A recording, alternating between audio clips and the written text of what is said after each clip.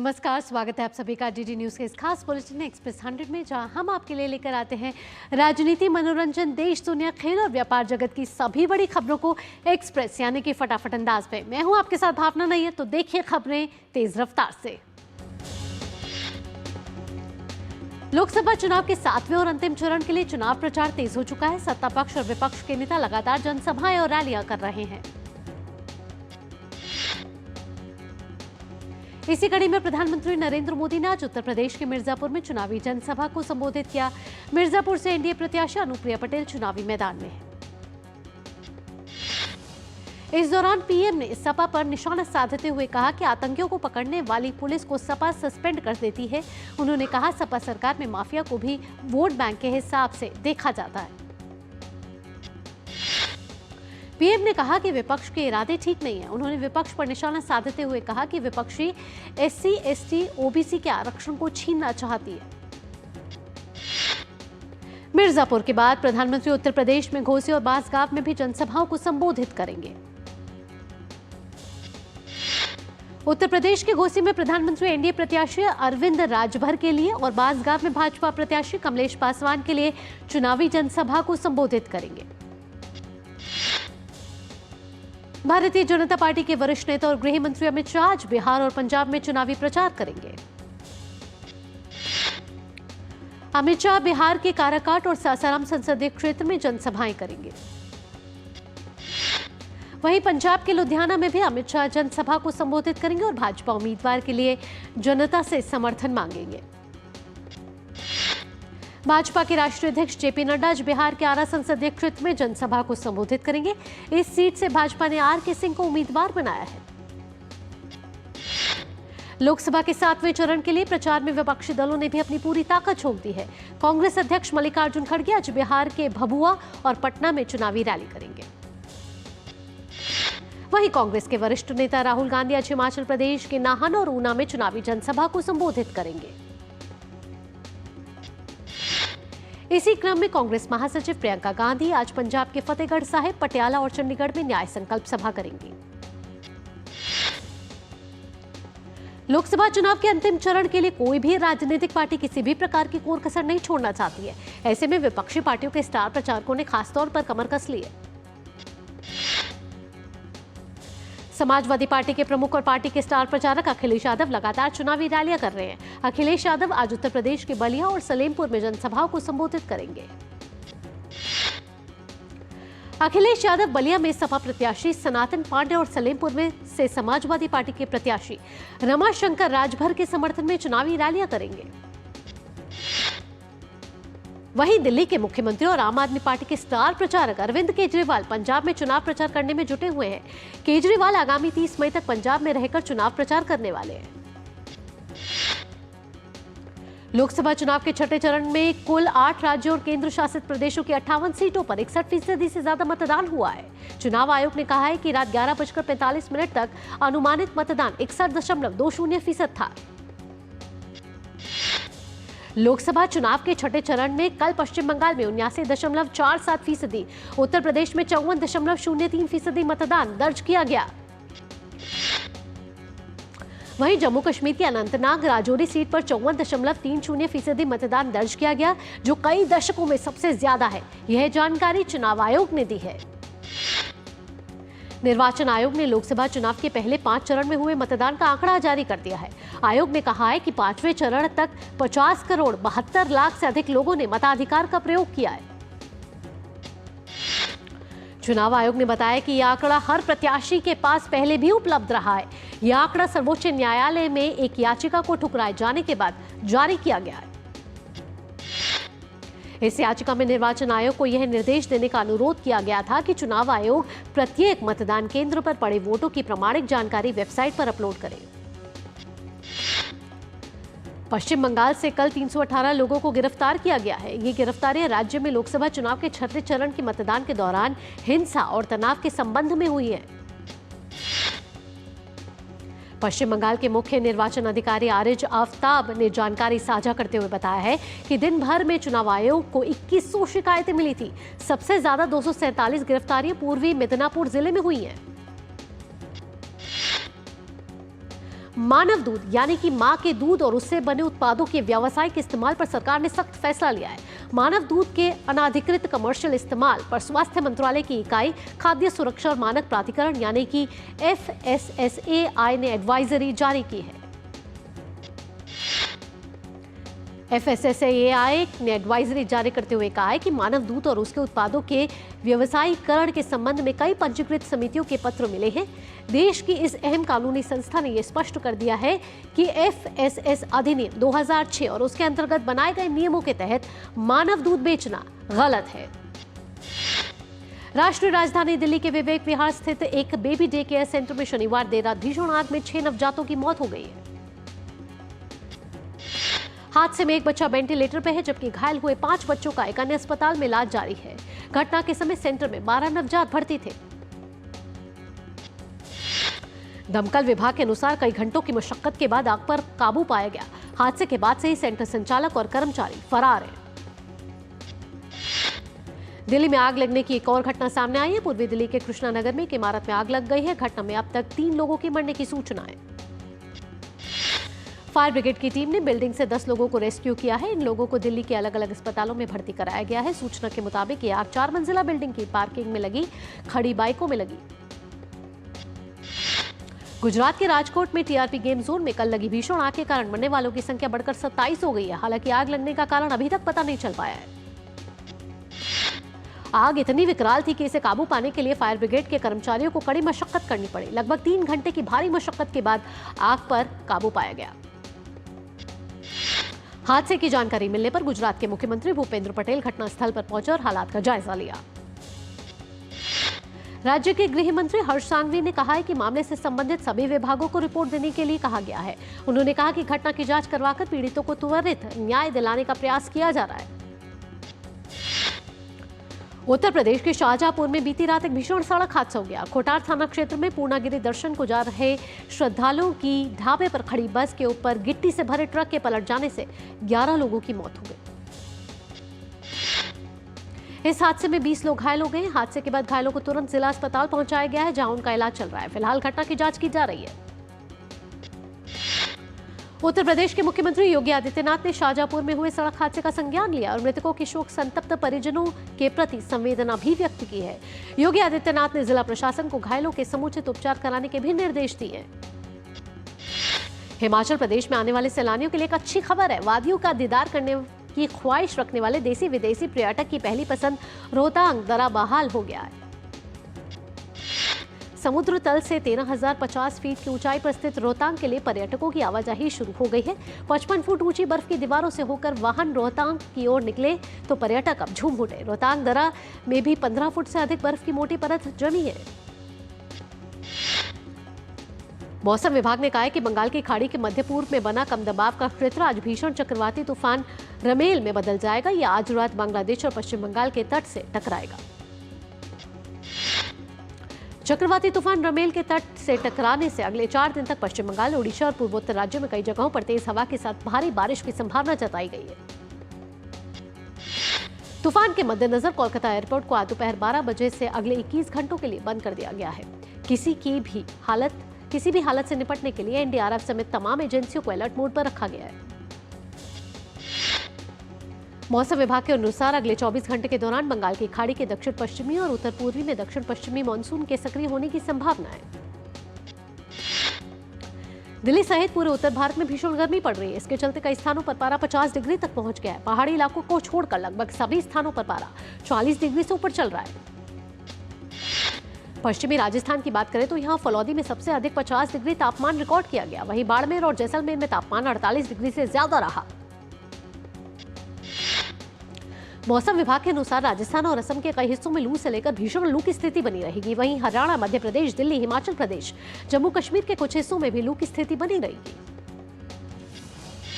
Kidney की देखभाल संबंधी सेवाएं देने वाली company nephro care India limited ने अपना आरंभिक सार्वजनिक पेशकश आईपीओ लाने की तैयारी कर रहा है। कंपनी ने इस बात की जानकारी दी है। कोविड-19 के दौरान उच्चतम स्तर पर पहुंची बेरोजगारी के बाद इसकी दर में निरंतर गिरावट दर्ज की जा रही है। वित्त मंत्रालय की नवीनतम मासिक आर्थिक समीक्षा के मुताबिक भारतीय अर्थव्यवस्था में संगठित क्षेत्र की हिस्सेदारी बढ़ी है।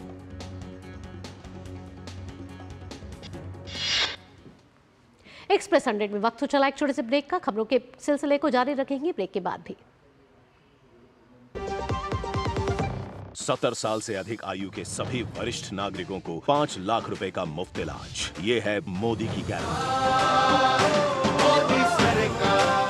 बात जब पीढ़ियों के लिए बनने वाले घर की हो तो जिम्मेदारी बड़ी हो जाती है। गैलेंट समझता है ये जिम्मेदारी। अब डबल एम रिब्स के साथ गैलेंट एडवांस TMT रीबार, निर्माण का रियल हीरो। तेरी होने वाली मदर इन लॉ कुछ ज्यादा ही ट्रेडिशनल है। ट्रेडिशनल लोग ज्यादा इमोशनल होते हैं। तो भाई साहब, अब कोई किसी की लाइफ में आग नहीं लगा पाएगा। समर कूल, जो हर दिल करे कबूल।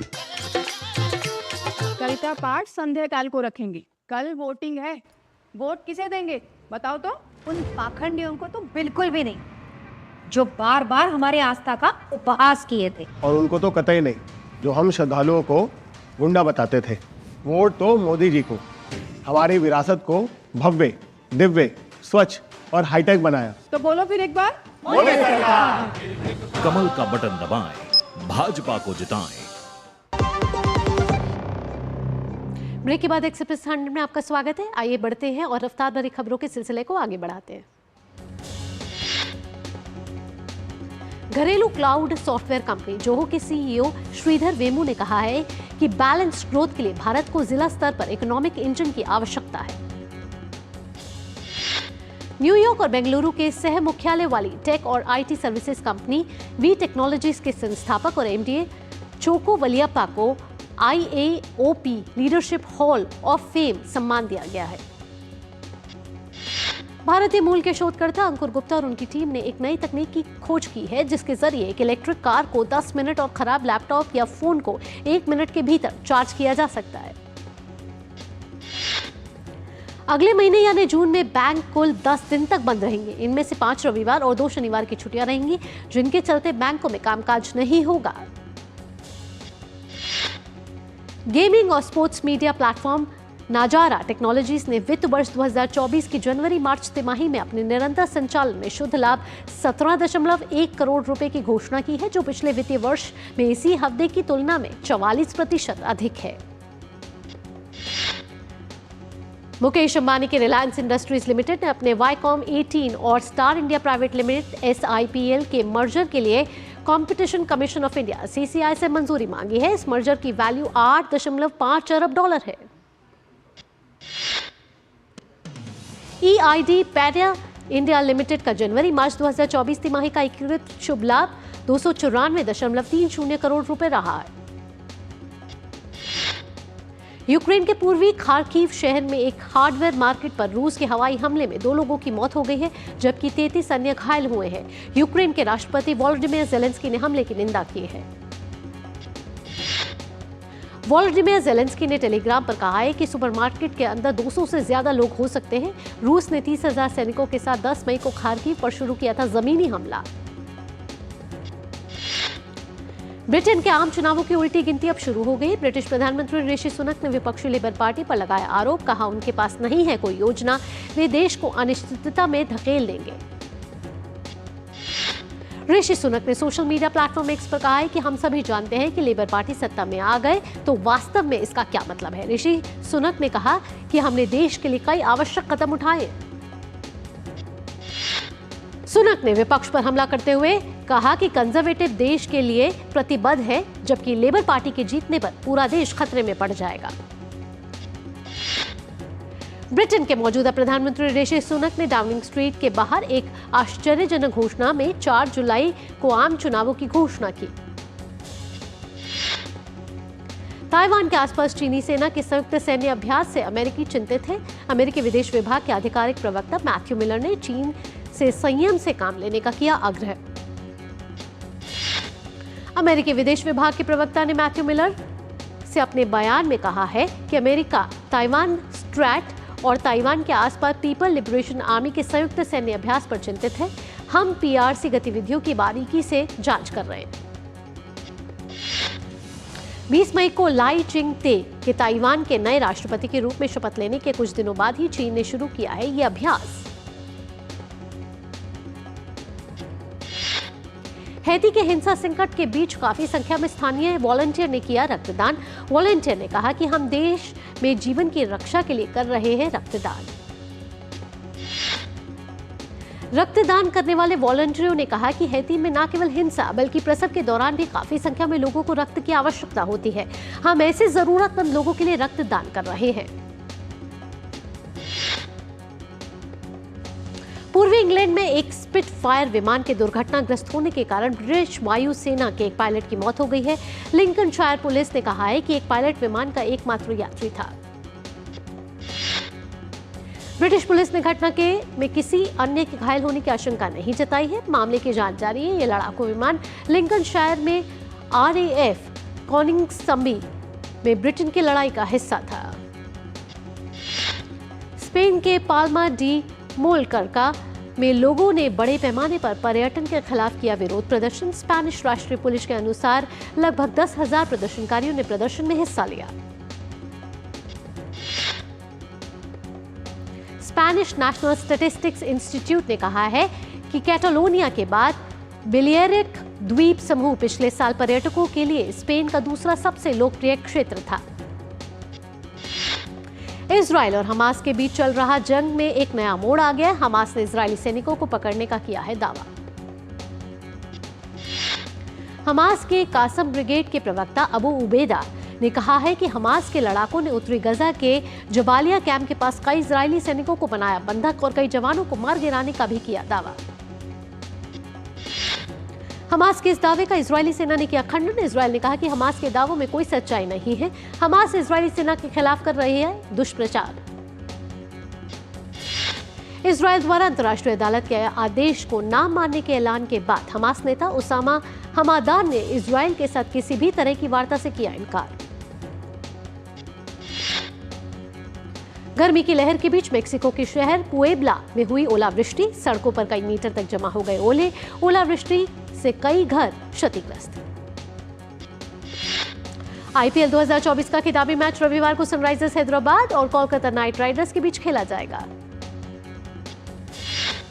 मौजूदा सीजन में KKR टेबल टॉपर बनकर फाइनल में पहुंची है, तो वहीं हैदराबाद की टीम दूसरे क्वालिफायर में 2 राजस्थान रॉयल्स को हराकर फाइनल में प्रवेश किया है। IPL के इतिहास में कोलकाता नाइट राइडर्स और सनराइजर्स हैदराबाद की टीम कुल 27 बार भिड़ी है, जिसमें से हैदराबाद को 9 मैच में जीत मिली है और कोलकाता ने 18 मुकाबले में जीत हासिल की है। भारतीय शटलर और 2 बार के ओलंपिक पदक विजेता PV सिंधु मलेशिया मास्टर्स के फाइनल में पहुंच गई है। उन्होंने महिला एकल के सेमीफाइनल मैच में थाईलैंड की बुसानन को 13-21, 21-16, 21-12 के अंतर से हराकर फाइनल में प्रवेश किया। दक्षिण कोरिया में चल रहे तीरंदाजी विश्व कप स्टेज 2 में ज्योति सुरेखा वेनम, परनीत कौर और अदिति स्वामी की भारतीय टुकड़ी ने महिला कंपाउंड वर्ग में स्वर्ण पदक जीत लिया है। वहीं तीरंदाजी विश्व कप स्टेज 2 मिश्रित कंपाउंड वर्ग में रजत पदक पर निशाना साधा है। ज्योति और प्रियांश की जोड़ी कंपाउंड मिश्रित टीम फाइनल में अमेरिका की ओलिविया डीन और सायर सुलीवान की जोड़ी से हार गई।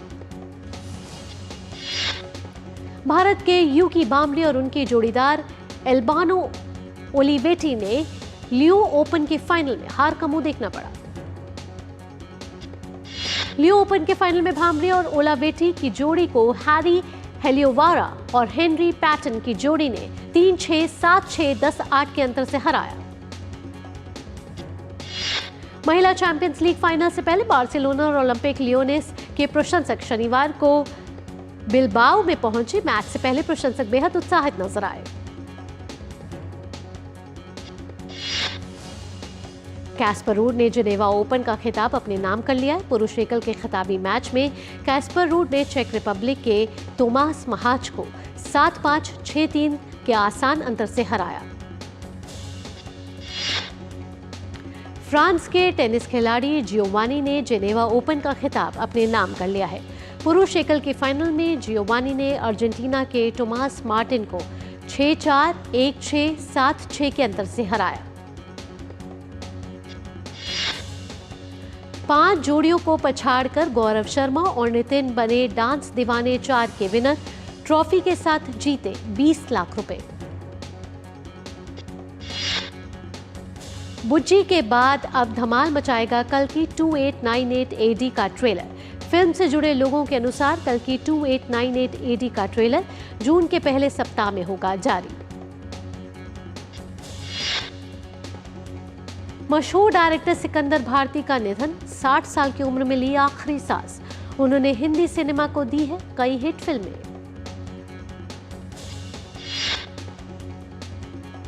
पुष्पा 2 द रूल का नया पोस्टर हो गया है रिलीज।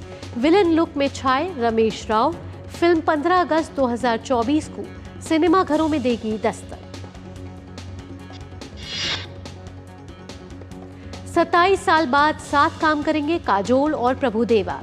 इससे पहले दोनों ने 1997 में रिलीज हुई तमिल फिल्म मिंसारा कानूवा में साथ किया था काम। कोलकाता की रहने वाली अनुसुईया सेनगुप्ता ने कान फिल्म फेस्टिवल 2024 में इतिहास रच दिया है। वह बेस्ट एक्ट्रेस का अवार्ड जीतने वाली पहली इंडियन बन गई हैं। यह अवार्ड उन्हें फिल्म शेमलेस के लिए मिला है। फिल्म चंदू चैंपियन के निर्माताओं ने फिल्म का पहला गाना सत्यानाश रिलीज कर दिया है। इस गाने में कार्तिक आर्यन और उनके युवा कैडेट दोस्तों का समूह अपने जीवन में एक नए अध्याय की शुरुआत का जश्न मनाता हुआ नजर आ रहा है। कार्तिक आर्यन ने अपने ऑफिशियल इंस्टाग्राम हैंडल पर एक लेटेस्ट वीडियो शेयर किया है। इस वीडियो में वह माधुरी दीक्षित संग चंदू चैंपियन के सत्यानाश गाने पर थिरकते हुए नजर आ रहे हैं। दक्षिण भारतीय फिल्मों के महानायक रजनीकांत को यूएई के संस्कृति और पर्यटन विभाग ने गोल्डन वीजा दिया है। बॉलीवुड अभिनेता अजय देवगन और आर माधवन की जोड़ी फिल्म दे दे प्यार दे के सीक्वल में नजर आ सकती है। पंचायत 3 को 28 मई को अमेज़न प्राइम पर रिलीज किया जाएगा। फैंस को फिल्म का बेसब्री से इंतजार है।